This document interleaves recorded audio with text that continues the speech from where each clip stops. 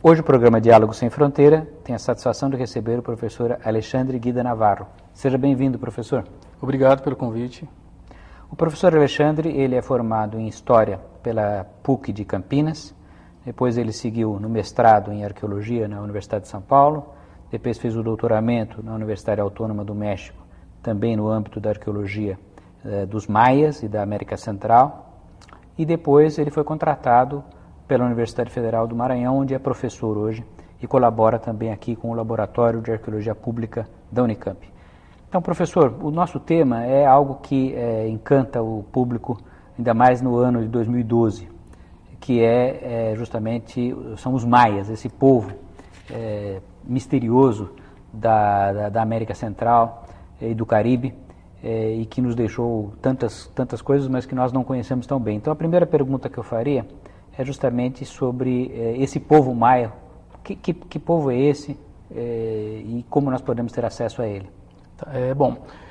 Os maias formaram uma civilização bastante complexa entre o ano de 2000 a.C.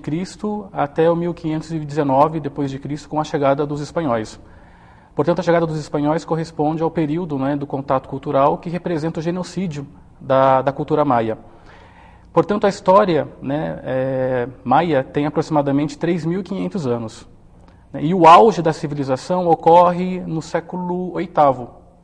E o período auge da civilização maia corresponde justamente à construção de grandes cidades na floresta tropical, cidades que são muitas vezes maiores que as cidades europeias da sua época. Estamos falando do ano de 800 depois de Cristo.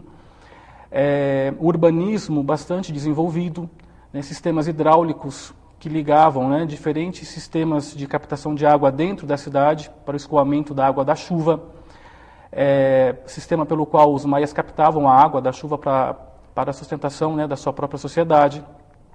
Além disso, os maias desenvolveram um sistema complexo de escrita. É o único sistema fonético de escrita no continente americano antes da chegada dos espanhóis, na América pré-colombiana. Isso significa que tudo aquilo que eles escreviam poderia ser pronunciado. Além disso, os maias se desenvolveram no que hoje corresponde ao sul do México, a Península do Yucatán e alguns países da América Central, Guatemala, El Salvador, Belize e Honduras. E é interessante a gente notar que, apesar de ser uma civilização milenar, a civilização entra no processo de colapso. O colapso se dá no início do século IX e tem a ver com vários fatores sociais pelos quais os maias passaram, sobretudo a guerra, como não existiu o Império Maia. As cidades maias, elas nunca estiveram unificadas sob o comando de um único governante. Cada cidade era uma cidade-estado independente e ela era inimiga das demais. Conforme essas cidades crescem, nós temos, por exemplo, cidades como Tikal e Calakmul chegaram a ter 100 mil habitantes. São cidades muito grandes. Que naquela época, no século VIII, IX, depois de Cristo, enquanto a Europa estava lá praticamente sem cidades, o Carlos Magno, coroado imperador nessa altura, também não tinha, era analfabeto o próprio imperador. Você está nos dizendo que as maiores cidades do mundo estavam no continente americano, na civilização maia, que era já milenar. Sim. Então, esse desenvolvimento todo intelectual, artístico dos maias se deve a quê? E eu pergunto isso porque também nós temos uma noção de que os maias estavam muito atentos às estrelas, ao ciclo dos milênios, do passar do tempo. Então, por que e como eles desenvolveram tanto a ciência, a cultura?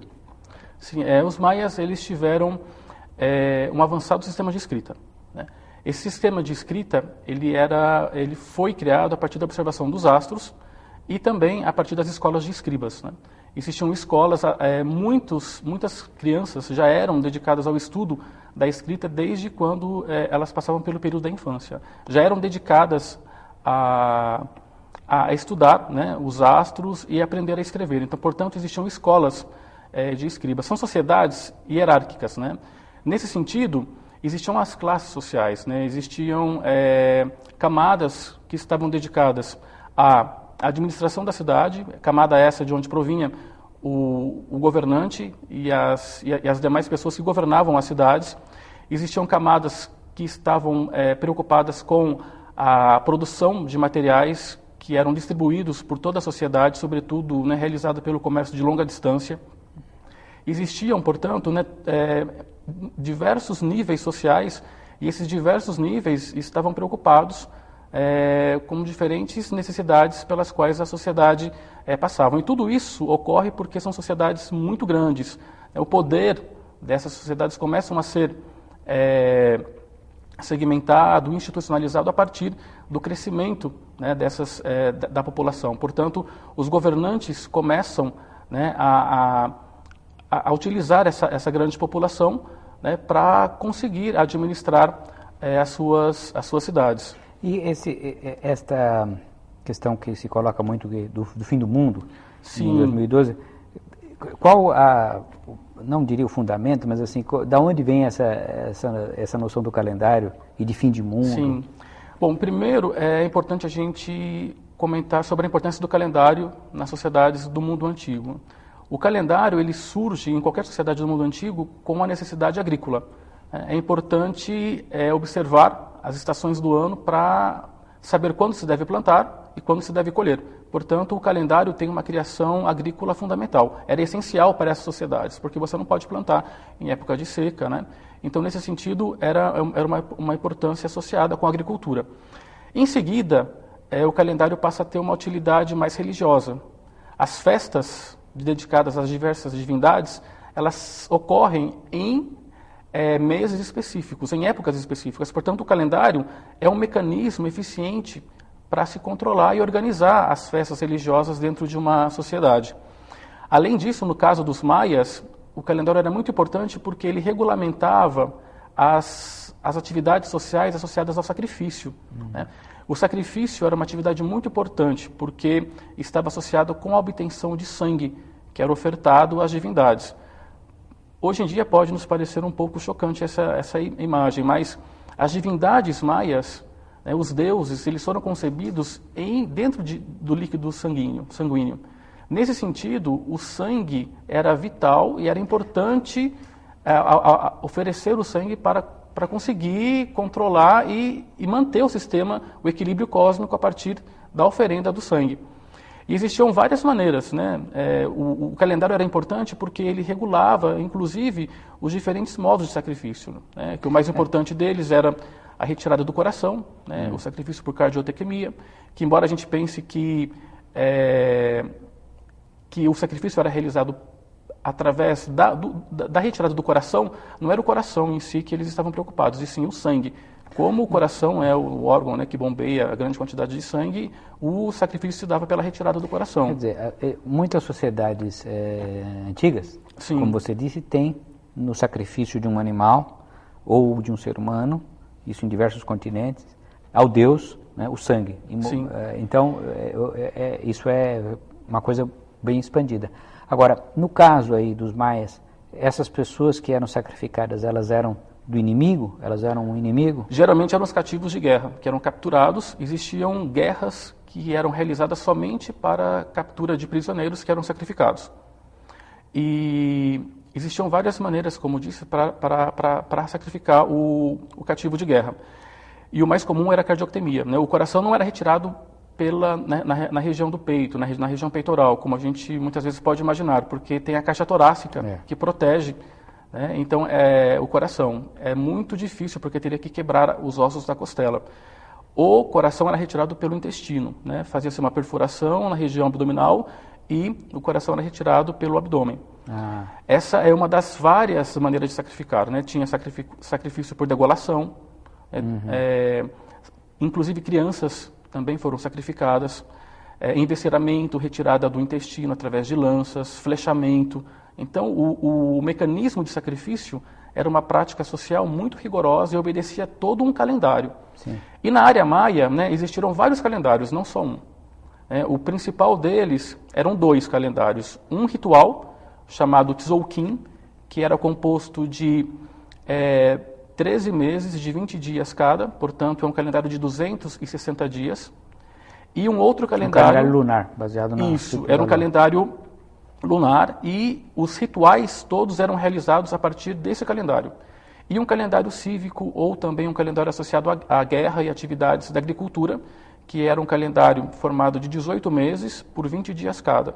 Portanto, 360 dias, com mais 5 dias, um mês formado por 5 dias.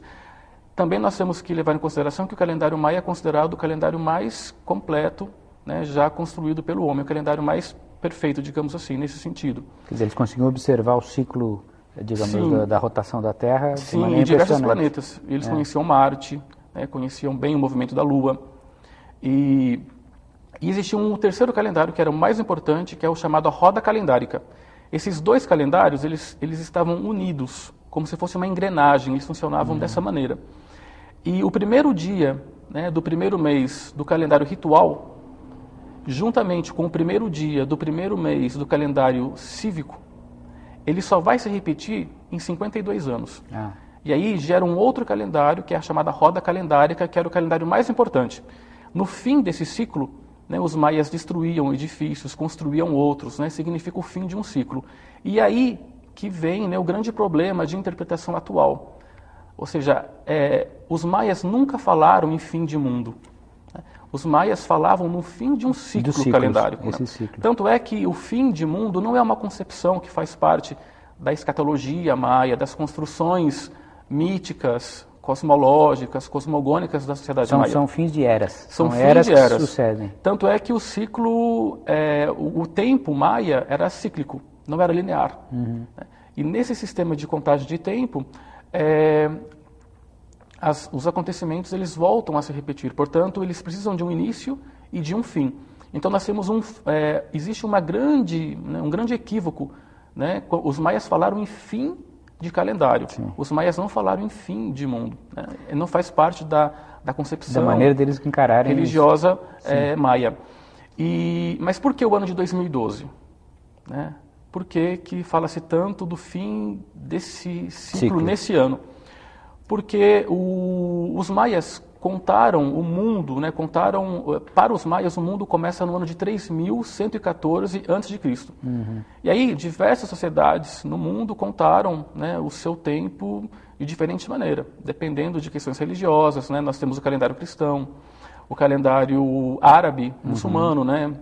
E o calendário maia conta as suas atividades a partir desse ano.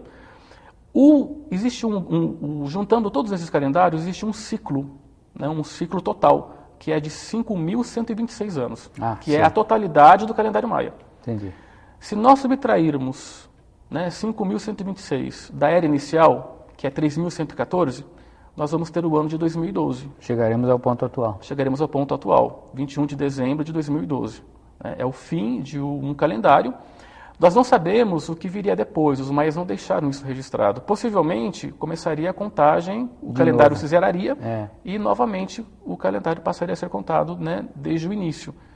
Possivelmente isso ocorreria, Sim. Mas eles não deixaram registrado essa informação. Então, agora, professor Alexandre, uma pergunta que seguramente as pessoas estão fazendo ao ouvir tantas coisas interessantes sobre os maias, é como é possível para um pesquisador brasileiro se adentrar nesse campo e, em particular, poder fazer trabalhos de campo, escavações lá no México. Quer dizer, como é que isso é possível, professor?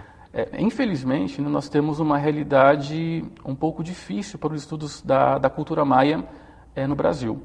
Isso ocorre, né, em grande parte, porque a cultura maia, a história maia, a arqueologia maia, ela acaba sendo diluída, né, nos cursos de História da América. Nós não temos cursos específicos de América pré-colombiana, História da cultura maia, Arqueologia maia. Esses cursos, geralmente o tema é abordado em História da América e aí muitas vezes o curso, né, o tema acaba sendo diluído de uma maneira muito superficial. Esse é um grande problema que nós temos, nós sofremos nas universidades brasileiras. Seria necessário revisar, né, toda a grade curricular e dar uma importância aos cursos de pré-colombiana, não só, né, não só maias, mas uma história indígena. Né, agora, a despeito disso, você é uma prova de que isso é possível. Então, um pouco como é que se consegue? Sim, nós temos, né, no Brasil nós temos vários órgãos que fomentam pesquisas no exterior. né, como é o caso do CNPq, da CAPES, no estado de São Paulo, a FAPEMA, né, que financia projetos de pesquisadores no exterior. No meu caso, né, eu fui contemplado com uma bolsa de doutoramento para fazer o doutoramento completo no México, uma bolsa